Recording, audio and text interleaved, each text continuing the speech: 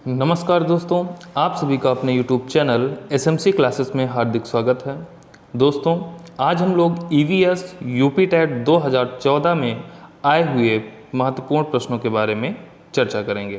तो चलिए आज का सेशन स्टार्ट करते हैं और ये रहा आज के सेशन का पहला प्रश्न। वायु दाब नापने वाला यंत्र किस नाम से जाना जाता है?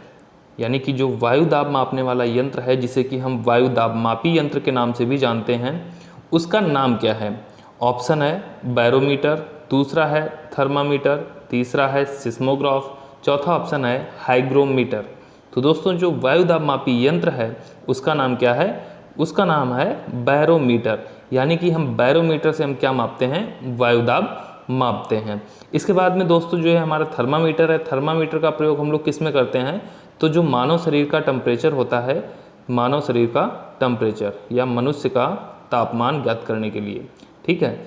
इसके बाद में फिर आपको अगला दिखाई दे रहा है सिस्मोग्राफ। सिस्मोग्राफ से दोस्तों हम क्या मापते हैं? तो सिस्मोग्राफ से जो है भूकंपी तीव्रता को मापा जाता है। इसके बाद में नेक्स्ट जो है आपका हाइग्रोमीटर। हाइग्रोमीटर से जो है जो वायुमंडल की आर्द्रता होती है यानी कि ह्यूमिडिटी, उसका हम मापन हाइग्रोमीटर से करते हैं। तो इस क्वेश्चन का जो हमारा सही आंसर होगा वो हमारा क्या होगा? बैरोमीटर हो जाएगा। नेक्स्ट क्वेश्चन पे चलते हैं। अगला प्रश्न है हमारा, बीटी कपास है। पहला ऑप्शन है एक संकर पौधा, दूसरा ऑप्शन है एक ट्रांसजेनिक पौधा, तीसरा ऑप्शन है एक प्राकृतिक पौधा, चौथा ऑप्शन है एक औषधीय पौधा। तो दोस्तों जो बीटी कपास है ये एक ट्रांसजेनिक पौधा है। क्या है? ट्रांसजेनिक पौधा है। देखिए इसमें है क्या, इसमें जो है बैसिलस थ्रोजेंसिस नामक एक जीवाणु पाया जाता है जो क्या करता है? कीटनाशक पैदा करता है। और जब ये कीटनाशक पैदा करता है तो इससे जो हानिकारक कीट हैं, उन हानिकारक कीटों से पौधों की सुरक्षा होती है। अगर हम बात करें कि जो बीटी कपास है वो किस हानिकारक कीट के लिए एक रेसिस्टेंट वैरायटी है, तो ये है आपकी पिंक वर्म। पिंक वर्म ये गुलाबी कीड़ा नाम का एक कीट है जो कि कपास में लगता है और वो कपास को खराब कर देता है। तो ये जो है पिंक वर्म रेसिस्टेंट वैरायटी है। कौन सी? बीटी कपास।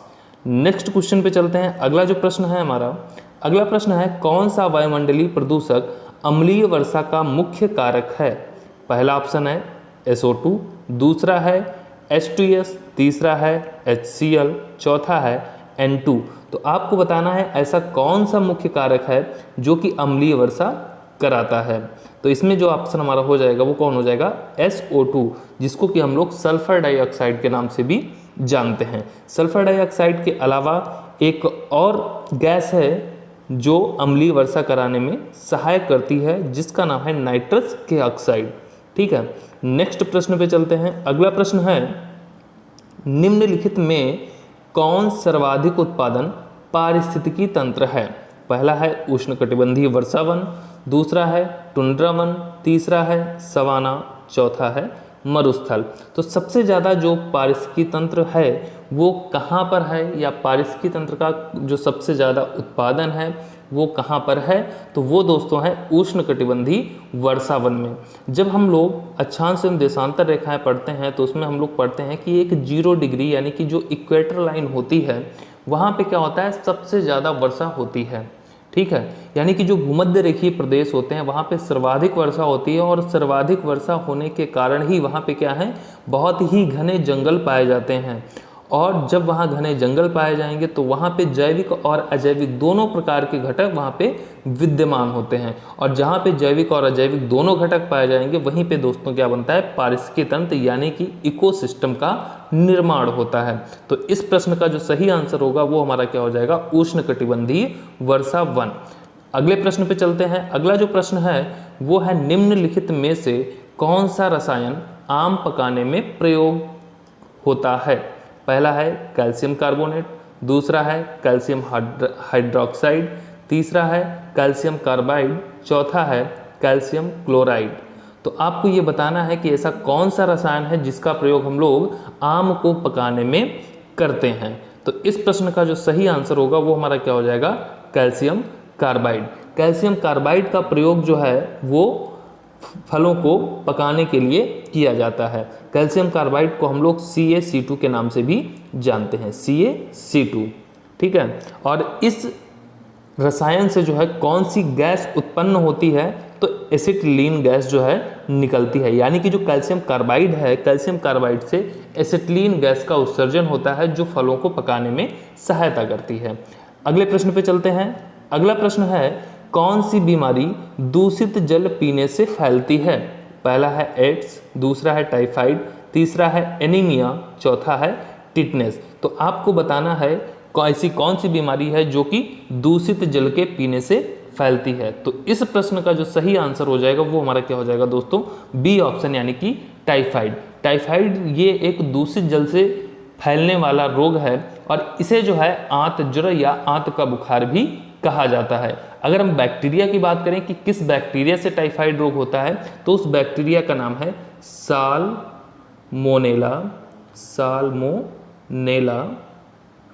टाइफोसा, ठीक है।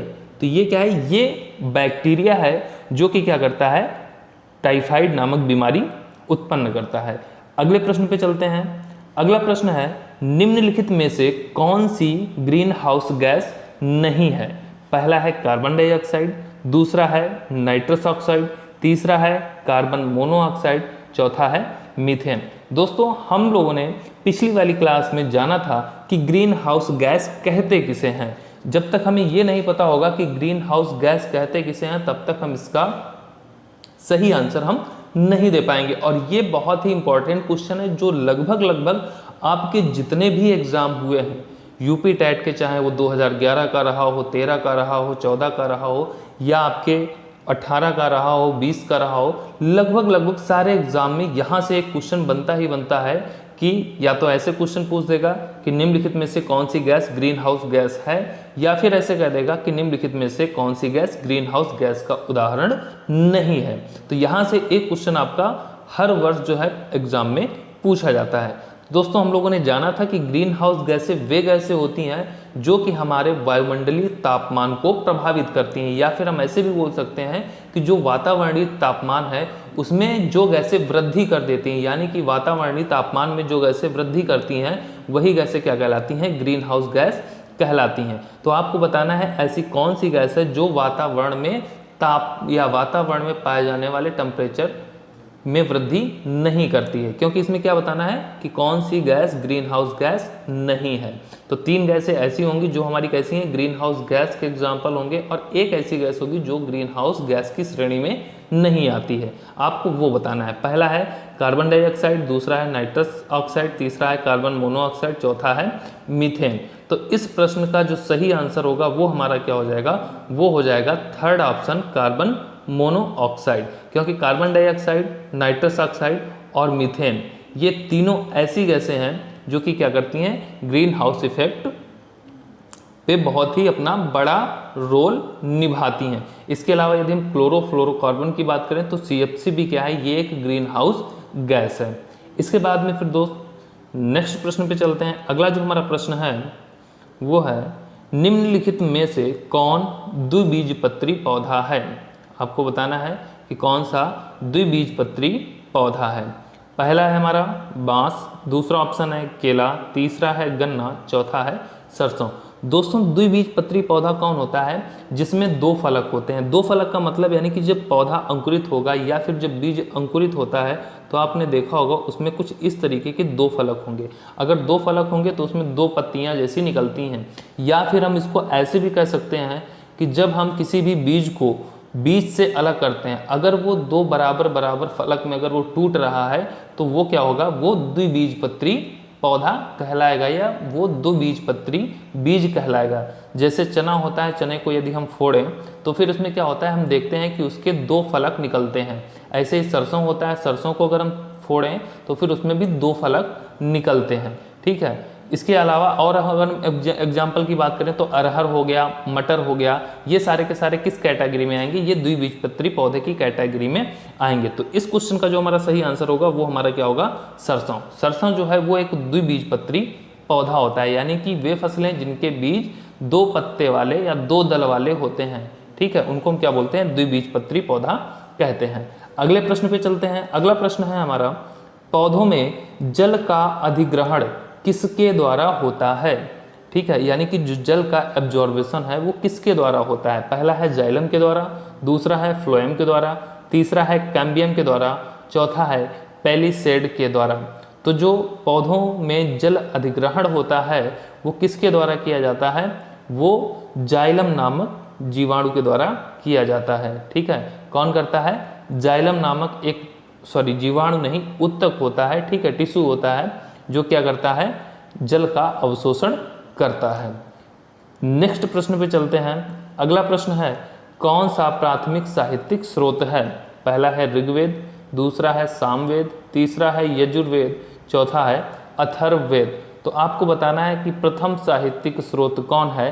तो अगर हम वेदों की बात करें तो हमारे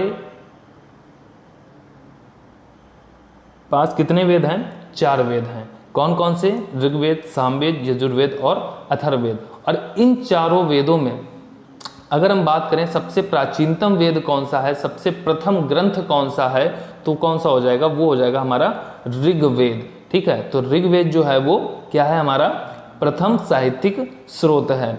और इस ग्रंथ में जो है इंद्र को सर्वश्रेष्ठ देवता या मुख्य देवता जो है माना गया है। और इसमें अगर हम बात करें कि इस ऋग्वेद में कितने मंडल हैं, तो दोस्तों 10 मंडल हैं। कितने मंडल हैं? 10 मंडल हैं। और इसमें अगर हम सूक्त की बात करें तो कुल कितने सूक्त हैं? तो 1028 सूक्त हैं। इसके बाद में अगले प्रश्न पे चलते हैं। अगला प्रश्न है हमारा, वायुमंडल में 99% भाग पर किन 2 गैसों का विस्तार है? हमें ये बताना है कि जो हमारा एटमॉस्फेयर है या फिर जो वायुमंडल है उसमें 99% भाग पर किन 2 गैसों का विस्तार है? पहला है ओजोन एवं ऑक्सीजन, दूसरा है ऑक्सीजन एवं नाइट्रोजन, तीसरा है कार्बन डाइऑक्साइड एवं ओजोन और चौथा है आर्गन और ओजोन। जब हम वायुमंडल के संगठन की बात करते हैं तो हमें पता है कि उसमें जो नाइट्रोजन होती है वो कितनी होती है दोस्तों? 78% होती है। लगभग 78% नाइट्रोजन होती है और लगभग 21% जो है वो हमारी क्या होती है? वो होती है हमारी ऑक्सीजन गैस। ठीक है, और यदि हम इन दोनों गैसों का यदि हम मिश्रण कर दें, इन दोनों को अगर हम मिला दें तो इनकी जो क्वांटिटी होती है वो कितनी हो जाती है? 99%। तो इस प्रश्न का जो सही आंसर होगा वो हमारा कौन सा हो जाएगा? ऑप्शन बी, यानी कि ऑक्सीजन और नाइट्रोजन केवल 2 गैसों को यदि हम मिला दें तो लगभग आपका 99% भाग जो है ये 2 गैसें घेरी हुई हैं और 1% भाग में जो है अन्य गैसें आती हैं। अगले प्रश्न पे चलते हैं। अगला प्रश्न है हमारा, पर्यावरणीय अध्ययन में शैक्षणिक भ्रमण का मूल उद्देश्य है? पहला है बच्चों की ऊर्जा को विकसित करना, दूसरा है छात्रों के लिए प्रत्यक्ष अनुभव, तीसरा है सामाजिकरण को बढ़ावा देना और चौथा है टीम भावना बढ़ाना। तो दोस्तों जो पर्यावरणीय अध्ययन है इसमें जो शैक्षणिक भ्रमण जो किया जाता है, जो कराया जाता है, उसका मूल उद्देश्य क्या होता है कि जो भी छात्र हैं वो प्रत्येक चीज का क्या करें? प्रत्यक्ष अनुभव करें। ठीक है, जो भी चीज है उनको प्रत्यक्ष रूप से देखें और स्वयं के द्वारा उसका अनुभव करें। तो इस प्रश्न का जो सही आंसर होगा वो होगा ऑप्शन बी। अगले प्रश्न पे चलते हैं। अगला प्रश्न है, कार्यकीय रूप से शुष्क मिट्टी की क्या विशेषता है? पहला है उसमें अधिक जल होना, सेकंड ऑप्शन है पौधों को प्रकाश पर्याप्त नहीं मिलता, थर्ड ऑप्शन है मिट्टी में लवण सांद्रता अधिक होगी, चौथा है मिट्टी कठोर होगी। तो जो कार्यकीय रूप से अगर हम बात करें कि जो शुष्क मिट्टी होती है उसकी विशेषता क्या होती है? उसकी विशेषता ये होगी कि जो लवण है, ठीक है, उसकी सांद्रता क्या होगी? अधिक होती है, यानी कि मिट्टी में लवण सांद्रता अधिक होती है। अगले प्रश्न पे चलते हैं। अगला प्रश्न है हमारा, सतत और व्यापक मूल्यांकन क्यों आवश्यक है? पहला है शिक्षार्थियों ने कितना नहीं सीखा है जानने के लिए, दूसरा है शिक्षार्थी की प्रगति निरंतर न बनाए रखने के लिए, तीसरा है निरंतर मूल्यांकन होते रहने से शिक्षार्थियों में परीक्षा का अनावश्यक भय नहीं होता है, चौथा है परीक्षा प्रणाली को महत्व देने हेतु। तो इस क्वेश्चन का जो आंसर होगा वो हमारा क्या हो जाएगा? वो हो जाएगा सी ऑप्शन, यानी कि सतत और व्यापक मूल्यांकन क्यों आवश्यक है। इसके द्वारा क्या होगा कि यदि हम निरंतर मूल्यांकन करते रहेंगे तो शिक्षार्थी जो है, यानी कि जो शिक्षार्थी हैं उसमें जो है परीक्षा का अनावश्यक भय नहीं रहता है। ठीक है, जब हम लगातार टेस्ट लेते रहते हैं, मूल्यांकन करते रहते हैं, तो उनके अंदर जो भय या फिर डर नामक जो संवेग है वो क्या हो जाता है, वो धीरे धीरे समाप्त हो जाता है या धीरे धीरे वो कम होने लगता है। अगर हम पहली बार टेस्ट देते हैं या एग्ज़ाम देने जाते हैं तो क्या होता है, हमारे अंदर भय बना रहता है, लेकिन जब हम बार बार एग्ज़ाम देते हैं तो फिर वो जो भय है वो धीरे धीरे क्या हो जाता है, कम होता जाता है। इसीलिए हमें क्या करना चाहिए, सतत और व्यापक मूल्यांकन करना चाहिए, जिससे क्या है कि जब बार बार बच्चा मूल्यांकन करवाएगा तो फिर उसके द्वारा उसके अंदर जो भय है वो धीरे धीरे क्या हो जाएगा, समाप्त हो जाएगा। नेक्स्ट प्रश्न पे चलते हैं। अगला प्रश्न है हमारा, चरने वाले पशु वनस्पति को कैसे बदलते हैं। जो चरने वाले पशु हैं वो वनस्पति को कैसे बदलते हैं। पहला है बीज प्रकीर्णन द्वारा, दूसरा है पर परागण द्वारा, तीसरा है चुनकर चरना, चौथा है रोग फैलाकर। तो इस प्रश्न का आंसर जो हमारा होगा वो क्या हो जाएगा, वो हो जाएगा चुनकर चरना। ठीक है, अगर हम बात करें जानवरों की, तो जो जानवर होते हैं वो वनस्पतियों को समान रूप से नहीं चरते हैं, बल्कि कुछ वनस्पतियां ऐसी होती हैं जिनको वो अधिक खाते हैं और कुछ वनस्पतियां ऐसे होती हैं जिनको वो छूते भी नहीं हैं। ठीक है, और जिनको नहीं छूते हैं वो क्या होती हैं, वो धीरे धीरे स्वतः नष्ट हो जाती हैं तथा उनके स्थान पर जो है अन्य वनस्पतियां उगाती हैं। नेक्स्ट प्रश्न पे चलते हैं। अगला प्रश्न है निम्नलिखित में से कौन स्वस्थ अस्थियों के लिए आवश्यक है। पहला है पोटेशियम एवं विटामिन के, दूसरा है कैल्शियम एवं विटामिन ई, तीसरा ऑप्शन है कैल्शियम एवं विटामिन सी और चौथा है कैल्शियम एवं विटामिन डी। तो इस प्रश्न का जो सही आंसर होगा वो हमारा क्या होगा, कैल्शियम एवं विटामिन डी, क्योंकि कैल्शियम और विटामिन डी जो है वो किसके लिए आवश्यक होता है, वो अस्थियों के लिए या फिर हड्डियों के लिए जो है वो आवश्यक होता है। यदि हम विटामिन डी की बात करें तो विटामिन डी जो है वो मुख्य रूप से कहाँ से प्राप्त होता है, तो सूर्य की किरणों के द्वारा प्राप्त होता है। और अगर हम विटामिन डी का रासायनिक नाम की बात करें तो विटामिन डी का जो रासायनिक नाम होता है वो क्या होता है, कैल्सीफेरॉल होता है। अगले प्रश्न पे हम लोग बढ़ते हैं। अगला प्रश्न है भारत में हिमालय की सबसे ऊंची चोटी का नाम है। पहला है माउंट केटू, दूसरा है माउंट एवरेस्ट, तीसरा है माउंट कंचनजंगा, चौथा है माउंट धौलागिरी। तो इस प्रश्न का जो सही आंसर होगा वो हमारा क्या हो जाएगा, केटू। ठीक है, जिसको कि हम लोग गार्डविन आंस्टीन के नाम से भी जानते हैं। और ये कहाँ है, तो ये काराकोरम श्रेणी पर स्थित है। और अगर हम स्टेट की बात करें तो ये जो है जम्मू कश्मीर, यानी कि जो कि वर्तमान समय में क्या है, यूटी के अंतर्गत आता है, यानी कि यूनियन टेरिटरी। ठीक है, यानी कि जिसे हम क्या बोलते हैं, केंद्र शासित प्रदेश। ठीक है, तो ये वहाँ पे स्थित है। अगर दोस्तों यही क्वेश्चन अगर पूछ लिया जाता है कि मुख्य भारत में हिमालय की सबसे ऊंची चोटी, मुख्य भारत अगर कह देता तो फिर उस स्थिति में जो है कंचनजंगा जो है वो हमारा सही आंसर हो जाता। अगर हम माउंट एवरेस्ट की बात करें तो माउंट एवरेस्ट जो है वो हिमालय की सबसे ऊंची चोटी है, जो कि कहाँ है, नेपाल में स्थित है।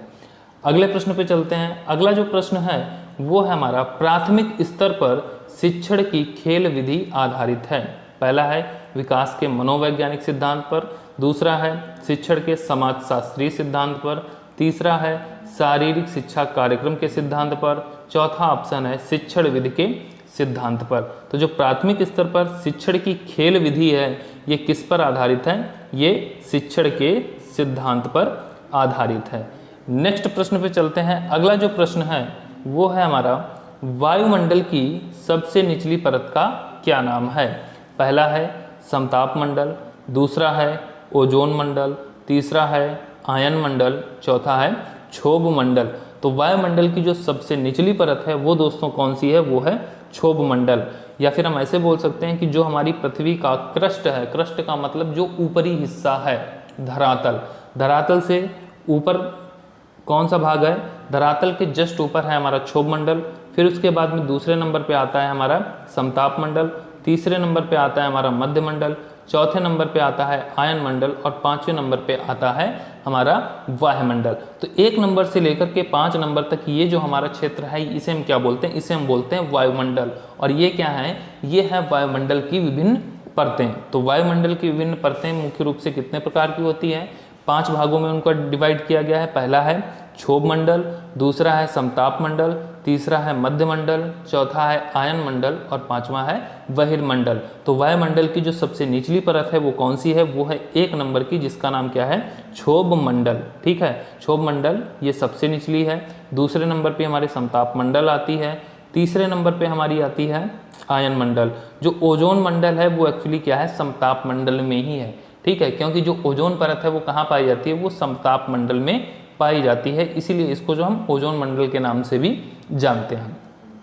अगले प्रश्न पे चलते हैं। अगला प्रश्न है विटामिन सी की कमी से होने वाली बीमारी का क्या नाम है, यानी कि विटामिन सी की कमी से कौन सी बीमारी हो जाती है। पहला है स्कर्वी, दूसरा है बेरी, तीसरा है रतौंधी, चौथा है थकान। तो आप सभी को पता है कि विटामिन सी की कमी से कौन सा रोग होता है, तो स्कर्वी नामक रोग होता है। ठीक है, जिसमें क्या होता है कि मसूड़ों से खून आने लगता है। यदि हम विटामिन सी के रासायनिक नाम की बात करें तो इसका जो रासायनिक नाम है वो क्या है, एस्कॉर्बिक एसिड। ठीक है, और ये किस में पाया जाता है, तो विटामिन सी प्राय जो है वो खट्टे पदार्थों में पाया जाता है। और अगर हम बात करें कि विटामिन सी सबसे ज़्यादा किस में पाया जाता है, तो विटामिन जो सी है वो सबसे ज़्यादा आंवले में पाया जाता है। किस में पाया जाता है, आंवले में पाया जाता है।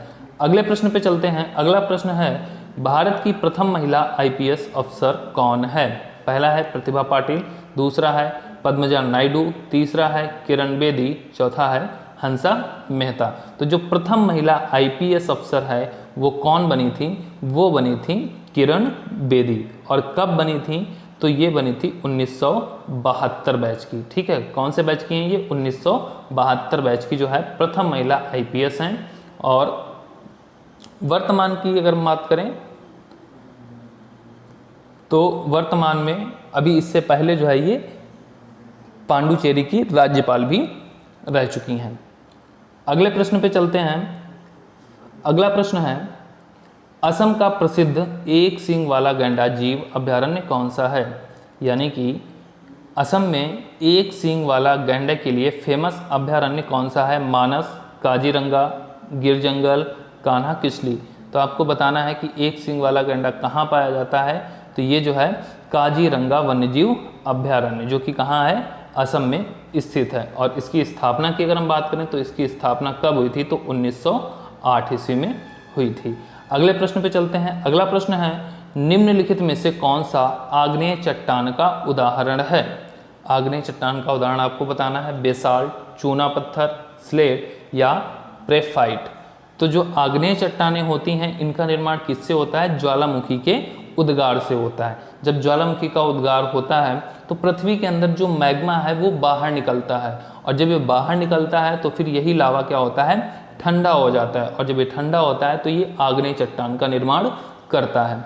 तो आपको बताना है कि आग्नेय चट्टान का कौन सा उदाहरण है। तो आग्नेय चट्टान का जो उदाहरण है वो कौन सी चट्टान है, वो बेसाल्ट चट्टान है। ठीक है, बेसाल्ट क्या है, आग्नेय चट्टान का उदाहरण है। और जो आग्नेय चट्टानें होती हैं इनमें खनिज पदार्थों की अधिकता पाई जाती है। और अगर दूसरी विशेषता की बात करें तो इसमें जो है जीवाश्म नहीं पाया जाता है। ठीक है, नेक्स्ट क्वेश्चन पे चलते हैं। अगला जो हमारा प्रश्न है पृथ्वी के वातावरण की किस सतह में ओजोन परत पाई जाती है। ठीक है, आपको बताना है कि जो हमारा वायुमंडल है, एटमॉस्फेयर है, उस वायुमंडल में ऐसी कौन सी सतह है जिसमें ओजोन परत पाई जाती है। पहला है ट्रोपोस्फियर, दूसरा है स्ट्रेटोस्फियर, फिर है आपका मेसोस्फियर, फिर है आयनोस्फियर। तो किस संस्तर में पाई जाती है, तो ये आपकी जो है स्ट्रेटोस्फियर में पाई जाती है। स्ट्रेटोस्फियर को हम लोग दोस्तों क्या बोलते हैं, समताप मंडल। ठीक है, इसको क्या बोलते हैं, समताप मंडल कहते हैं। ठीक है, अगले प्रश्न पे चलते हैं। अगला प्रश्न है सिख धर्म के संस्थापक निम्न में से कौन हैं।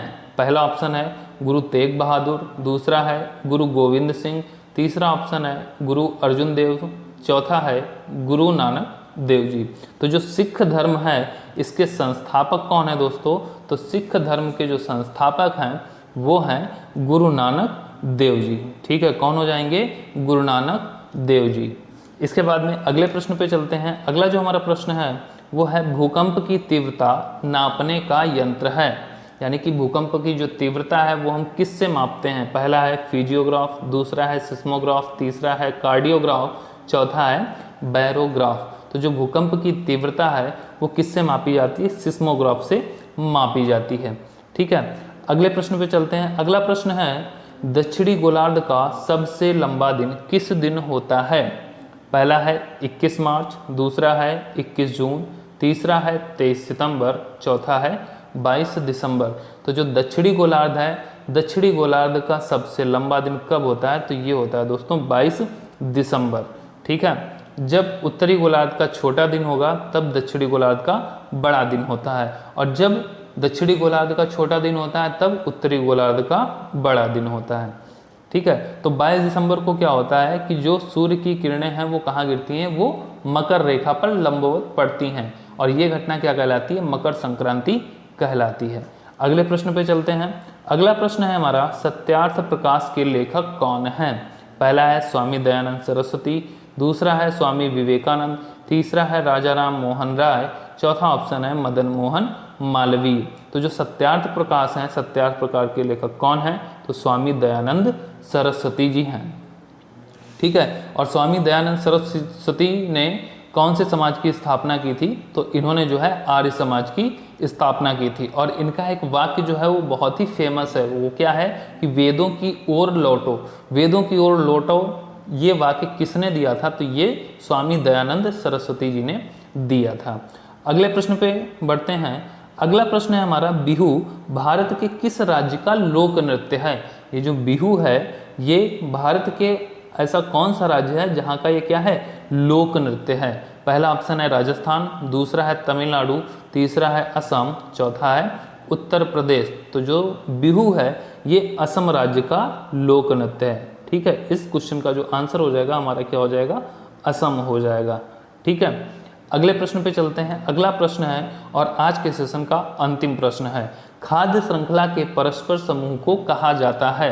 पहला है खाद्य चक्र, दूसरा है श्रृंखला अभिक्रिया, तीसरा है खाद्य जाल, चौथा है बायोमास का पिरामिड। तो जो दोस्तों जो खाद्य श्रृंखला है यानी कि जो फूड चेन होती है, जब इसके पूरे समूह यानी कि जब हम कई सारी फूड चेन आपस में जोड़ देते हैं तो क्या कहलाती है, वो फूड वेब कहलाती है, यानी कि वो क्या कहलाती है, खाद्य जाल कहलाती है। इसको हम ये भी बोल सकते हैं कि खाद्य श्रृंखला या एक जब दो या दो से अधिक खाद्य श्रृंखलाएं मिलती हैं तो उनसे निर्मित जो समूह होता है उसे हम क्या बोलते हैं, उसे हम खाद्य जाल कहते हैं। ठीक है, तो आज का सेशन यहीं पे समाप्त करते हैं। वीडियो कैसी लगी कमेंट करके ज़रूर बताएं, और वीडियो को अधिक से अधिक शेयर करें दोस्तों, इसको लाइक करें, और जो लोग इस चैनल पर नए हैं वो लोग चैनल को सब्सक्राइब करें। धन्यवाद।